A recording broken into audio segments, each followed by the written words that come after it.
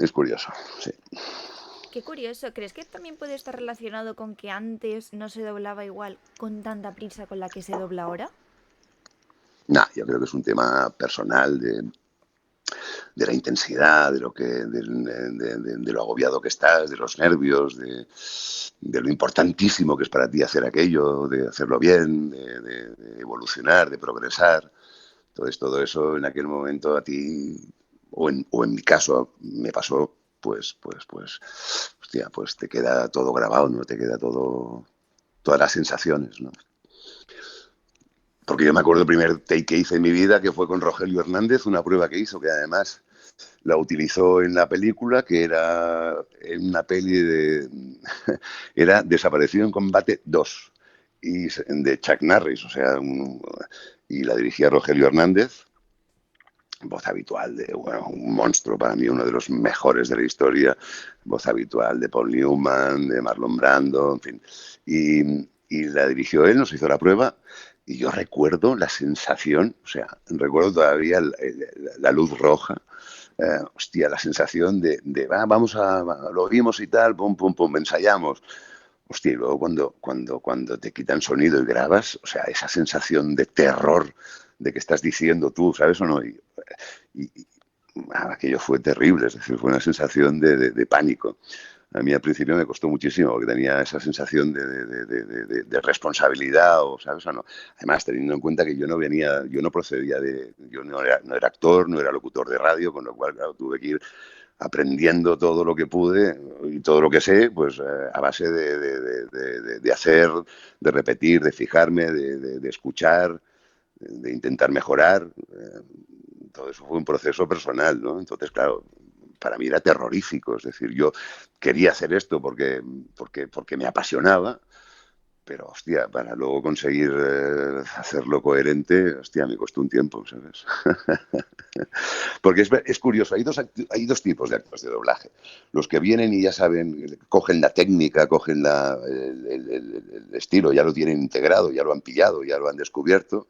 Y hay quienes, bueno, necesitamos más tiempo de adaptación de los ritmos, ¿sabes? O no, claro, tú oyes el inglés va seguramente más rápido, por ejemplo, porque tienen más sílabas, y luego hay una adaptación y un ajuste que hace que tú tengas o sea, el ritmo no es el mismo, ¿no? Tienes que adaptarlo al castellano, por ejemplo. Hostia, a mí aquello me costó, por ejemplo, ¿no? Recuerdo que me costaba, que yo siempre iba más precipitado y corría, pues porque oía el inglés, me daba la sensación de que tenía que ir a esa velocidad, ¿no? En fin, esas cosas que ya las tengo olvidadas, pero que, bueno, si las intento recordar, eran sensaciones muy, muy, muy, muy personales, ¿no? ¿Sabes? Eran muy intensas. Mis inicios fueron muy intensos porque yo lo vivía con una sensación y una pasión tremenda, y sobre todo con esas ganas de, hostia, de aprender y de mejorar, y además teniendo en cuenta que cuando empecé yo, hostia, para mí fue la mejor generación de actores de doblaje, ¿no? O sea, yo aún coincidí con unos monstruos acojonantes, ¿no? Que para mí eran buenísimos, de los cuales quedan poquitos, desgraciadamente, porque claro, han pasado muchos años. Y has comentado este proceso de adaptación, de que el take, cuando se encendía la luz roja, era algo terrible a nivel de miedo, presión. ¿Cómo superas ese miedo cuando el take empieza a ser un poquito más amigo tuyo en ese sentido? Bueno, pues era un tema de concentración, porque claro, tú cuando estás ahí y se apaga todo, y además en aquella época que lo hacíamos juntos, es decir, o sea, tenías a tus compañeros de generación que estaban ahí haciendo ambientes contigo, que te estaban escuchando, que evidentemente yo tenía ese ojo atrás, ¿no? Del director, del ayudante de dirección, de los compañeros, o sea, como analizando lo que estás haciendo, ¿no? Y eso siempre ha sido, para mí en aquel momento era una presión tremenda. Bueno, es muy fácil, es cuando tú te concentras y cuando te olvidas absolutamente de todo y cuando eres capaz bueno, de dejarte llevar pues, por lo que estás diciendo, ¿no? Y es cuando realmente se hace bien, cuando tú pasas a ese estado bueno, de que no eres tú el que estás hablando, que eres tú, sino que es la persona que tienes en pantalla, ¿no? Y hacer ese proceso, pues bueno, pues depende de cada uno.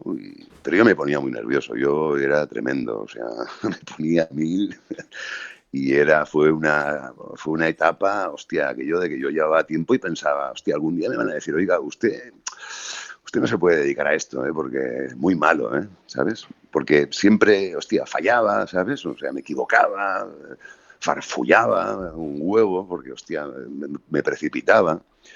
Y tengo esos recuerdos, ¿no? Pues que, claro, insisto, están tan olvidados ya, y me los he olvidado, porque si no, si tuviera esa sensación ahí todavía, bueno, cuando tuviera que ir a hacer algo me seguiría ocurriendo, ¿no? ¿Sabes? Pero es una cuestión de concentración. Yo recuerdo que llevaba unos años y hablé con Camilo García, que en aquel momento era bueno, de los que me convocaban para hacer personajitos, y era cuando más dirigía en su vida, y en su vida profesional, fue cuando esa etapa.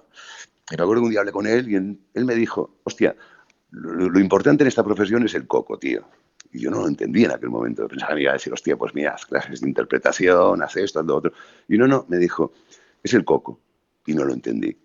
Y evidentemente luego con los años lo he entendido, ¿no? Evidentemente es un tema de concentración, de tener capacidad de abstraerte absolutamente de todo y concentrarte en lo que estás haciendo y diciendo, ¿no? Tener esa capacidad, ¿no? Bueno, de ser actor en definitiva, ¿no? Ujú.